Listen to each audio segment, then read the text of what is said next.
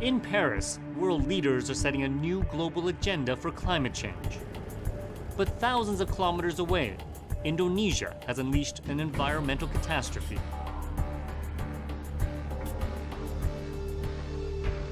Toxic smoke from fires in carbon-rich forests has been choking Southeast Asia, releasing more greenhouse gases per day than the entire United States. I'm Steve Chow.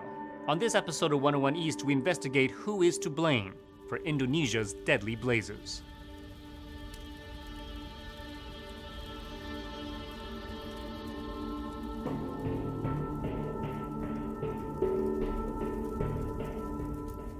Some call it a carbon bomb. Others, a crime against humanity. Over 20,000 square kilometres in Indonesia has been burnt to the ground by illegal fires used to clear the land. The cost to life and the environment is shocking. At least 21 people have died, some caught in the fires, but most from smoke inhalation. Greenhouse gas emissions from this disaster have exceeded 1.5 billion tonnes. What are we seeing here? So over here, the spots in orange and red, they are hotspots. And this is according to NASA satellite images. Okay.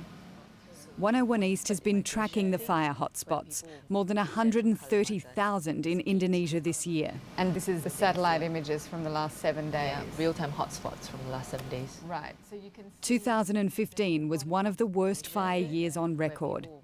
Like tens of millions of people across Asia, we've been breathing in the toxic haze and want to know how these fires start. I've come to Palembang, South Sumatra, ground zero of the fire crisis. These water-bombing helicopters have been used to fight the fires for months, although the pilots could barely see the ground through the smoke.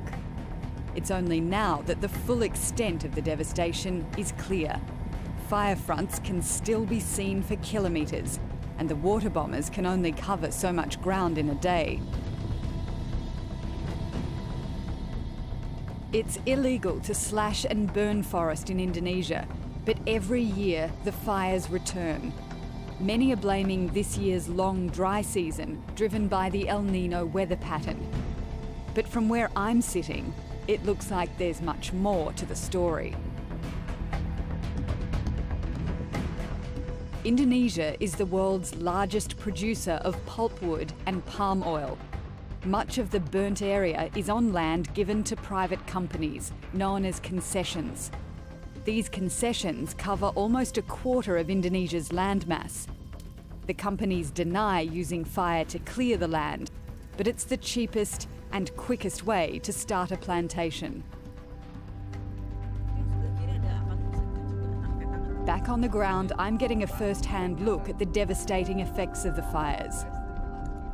I'm travelling with Ishwadi, a local firefighter and the head of a village which lies at the edge of one of the biggest pulpwood plantations in South Sumatra. I'm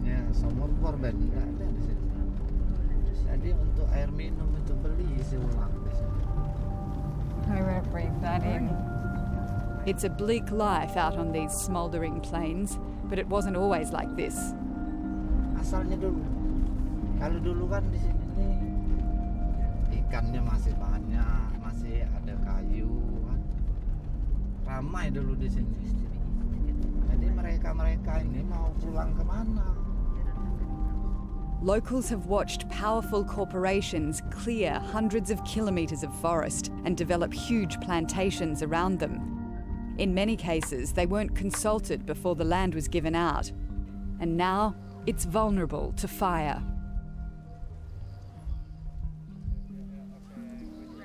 This is sort of what I would imagine hell to look like. The sheer scale of the ground that is burning. And it literally is the ground. The fire is under the earth, and that's why it's so hard for the firefighters to put out. Through a translator, Ishwadi explains that once the soil is alight, it's almost impossible to extinguish. This is an example of peatland. In peatland, the fire is not only on the surface but also in the deeper layers of soil. Peat is made up of layers of decaying plant matter that eventually become coal. When burned, it releases 3 times more greenhouse gases than a normal fire, along with toxins like carbon monoxide. But who starts these fires? The company has 1,000 ways to avoid blame. We cannot accuse them directly of burning their land because they will say, where is the evidence? The companies say their evidence points to small landholders like Edi Saputra and his uncle. Under Indonesian law, they're allowed to burn 2 hectares of farmland to make the peat fertile. It's a practice known as sonor. It has been going on for hundreds of years. My grandfather and his great-grandfather did it too.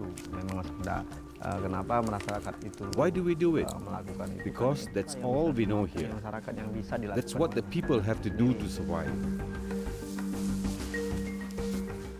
I ask him if it's possible that these fires get out of control and spread into company land.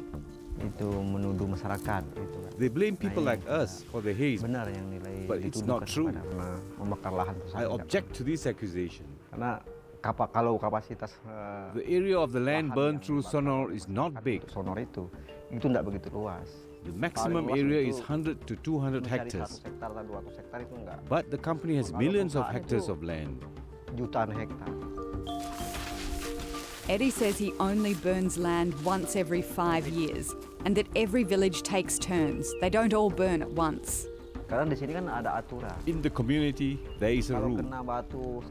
If you burn even 1 tree belonging to the company, you are fine. It's to prevent people from burning anything that is not theirs.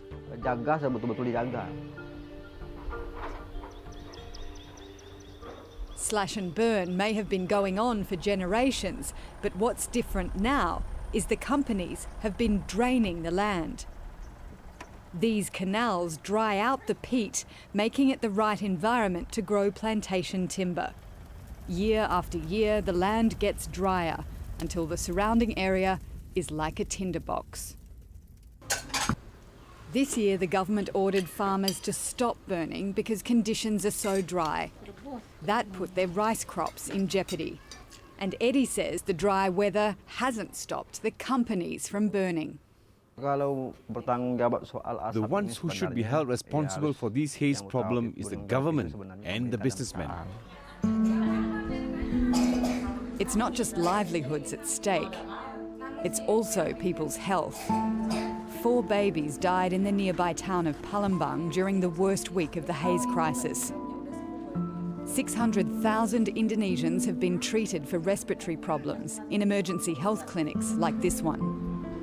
Udah berulang nggak Bu? Sering nggak batuk pilek begini? Sering, tapi dia berobat nggak? Dewi Rahayu is a volunteer clinician.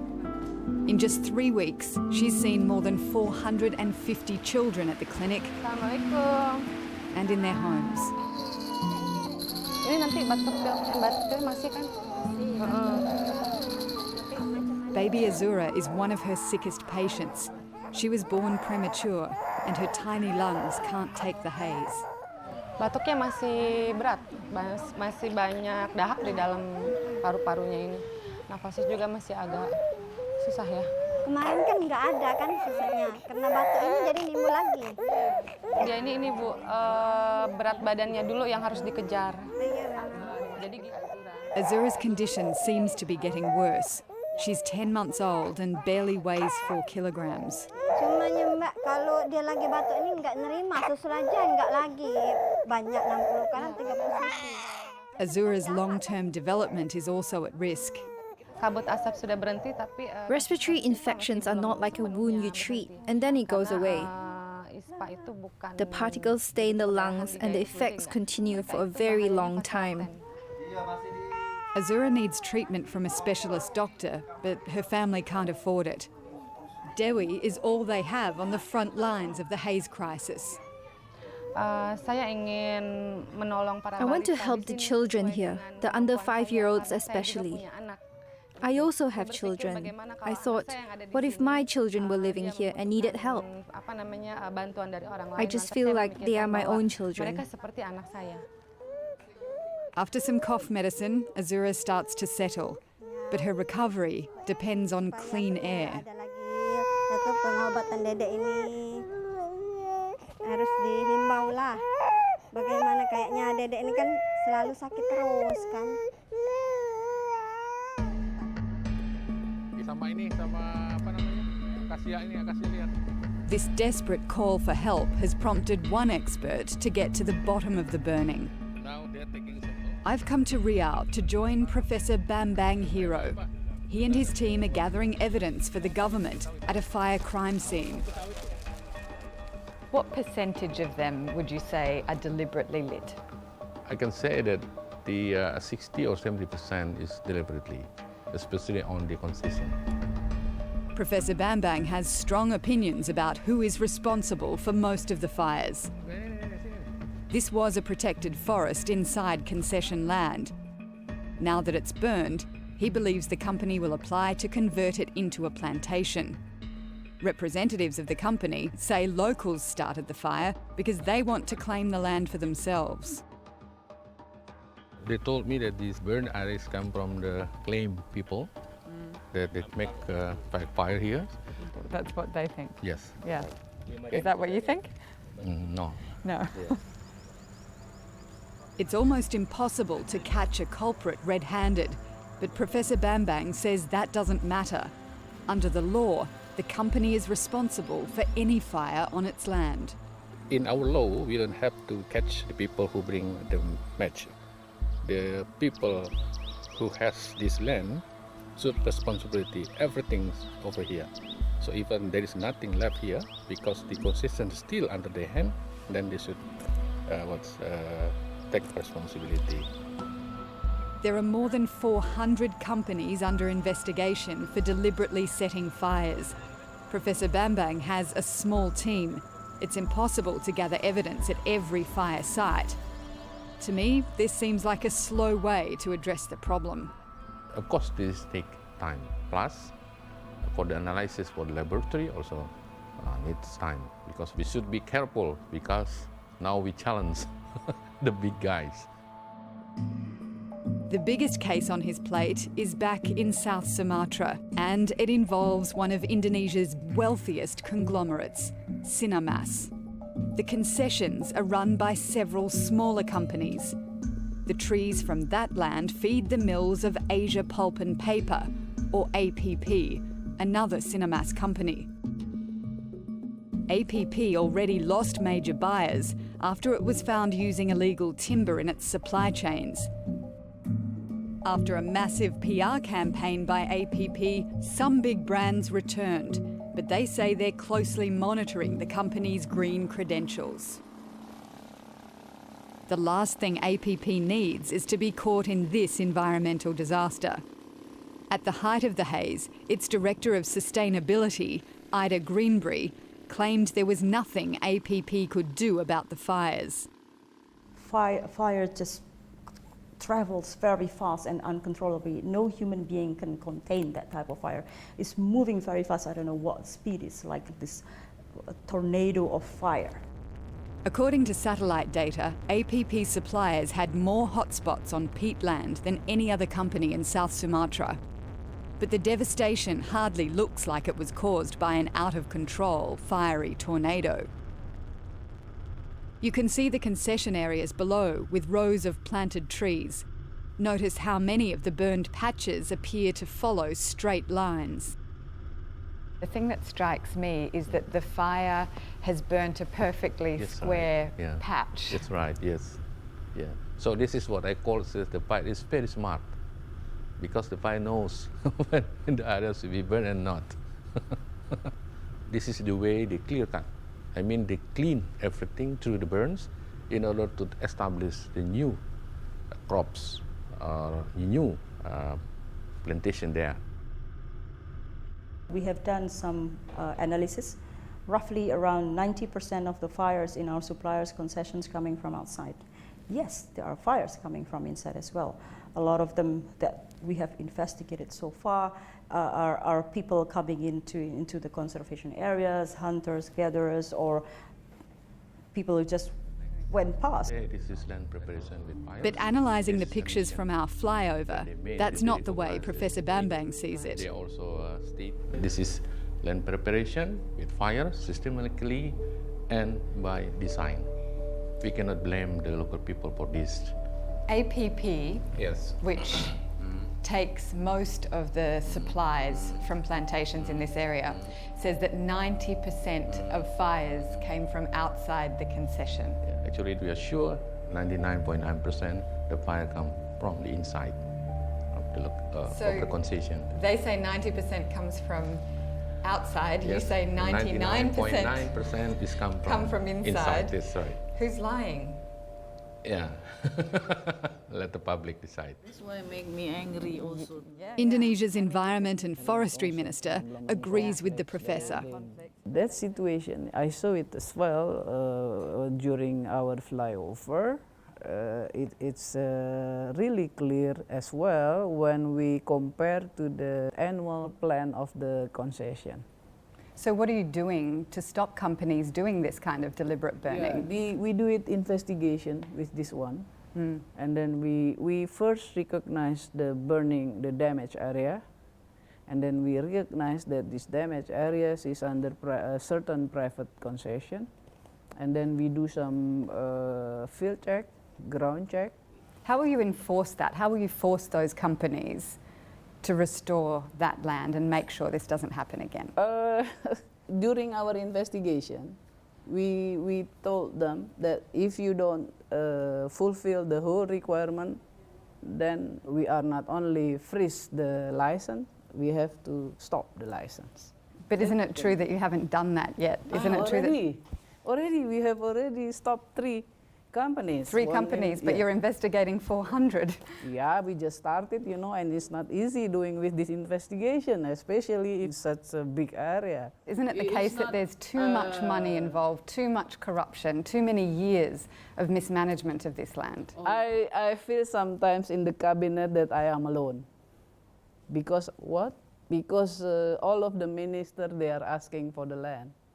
And I am the one who say, stop, or no, you have to do it this way. Making it even harder, ownership of many of Indonesia's concession areas is unclear. Over the decades, land has been given away by both federal ministers and local governors. The result is a complex mess, where the new government doesn't even know who controls vast tracts of land. The President has ordered a review and says he'll start revoking permits on vulnerable land. We will review all the old permits. If the companies were given licenses in the conservation forests, we will revoke those licenses. If the companies were given licenses in the peat areas, which should be conserved, we will also revoke their permits.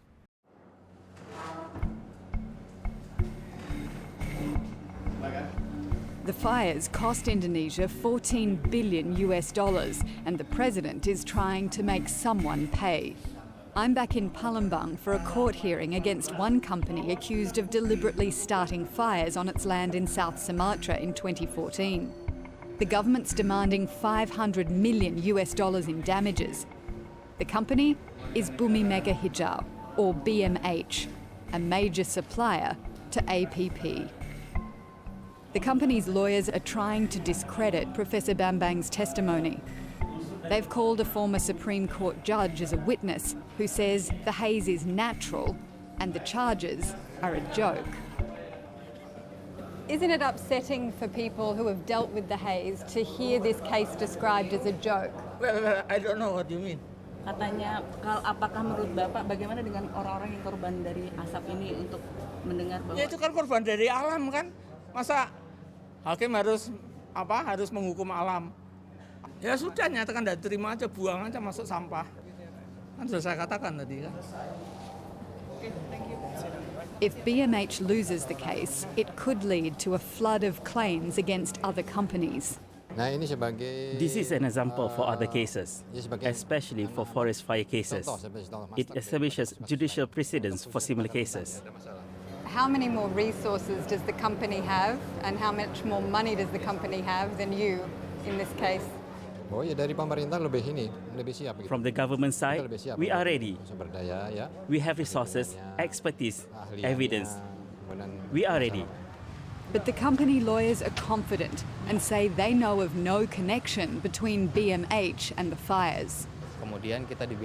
They have said we burned on purpose, but the charge cannot be proven.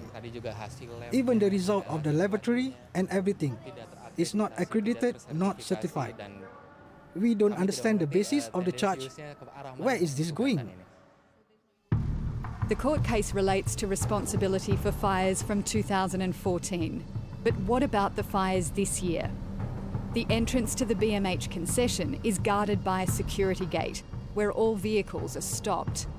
Footage obtained by 101 East from inside the concession shows canals still being dug alongside plots of burnt land. 20 kilometres beyond the security gate, peat is still on fire. This couldn't have come from outside. So last year's 2014 is about 20,000 hectares, and then I got the reports that this year's at the same size occurs on this group or these companies. So it's mean that what they did in 2014, in 2014, almost the same, nothing changed. Police have named BMH as a suspect in this year's fires and took several of the company's top executives into custody. As for APP, it says it's undertaken significant efforts to prevent and suppress fires, and it's committed to conservation. Look, our position is already very clear. If we found that our suppliers burn their land intentionally to clear land for whatever reason, if they intentionally burn their land, we will disengage them. That's a very clear position that we have. But that wasn't the case in 2013. In a publicly released internal report, APP admitted that BMH breached its regulations by clearing protected land, but it continues to be a supplier. Perhaps the reason for APP's continued loyalty is this. Even throughout the Haze, it's been constructing yet another pulp mill, destined to be Asia's largest. Environmental activists say it will lead to demand for more and more trees. BMH made a deal to be the main supplier of the new pulp and paper mill, which will have a production capacity of at least 2 million tonnes of paper per year. This means they need 9 million tonnes of pulpwood per year. Hadi Jatmiko is from the Indonesian Forum for the Environment, which says the numbers for the new mill just don't add up, and that APP will have to scale up the amount of wood it takes from suppliers, putting its zero deforestation and zero burning policy into jeopardy. One study shows that for 1 hectare of land it costs $500 to clear it properly. But it is very cheap if they just burn the forest. They don't need to use heavy equipment. They just pay someone or their own workers to burn it. That costs less than $75 for each hectare. On the outskirts of BMH's plantations, people are relying on the company to share some of its big profits. Through a translator, they tell me they've been promised healthcare, schools and roads. We need help. We need a school, a mosque, a road and farms. The company must help us. So far, it appears that all the plantation has brought them is a dried out, combustible landscape, where even the smallest spark can cause a fire like this one to take hold. Isn't it dangerous to burn this in this weather? It's not burned on purpose. Probably someone was smoking and threw the cigarette butt, and it caused this fire. Something like that. Is that really what happened, a cigarette butt? Yes, it happened like that. People here do not burn carelessly because it will harm us and our houses. Yeah, there are kids in the smoke. Why can't they put it out? Is there no one here to help them put it out? We have borrowed equipment from the company and the local people. We have tried 3 times, but the fire comes back again and again. Climate change is bringing drier, hotter conditions to Indonesia. But the global demand for paper products is adding more fuel to the fire. For Indonesia, this is the tipping point. Will it continue to allow the fires to burn each year, making it one of the world's top polluters? Or will the world decide that the cost of business as usual is just far too high?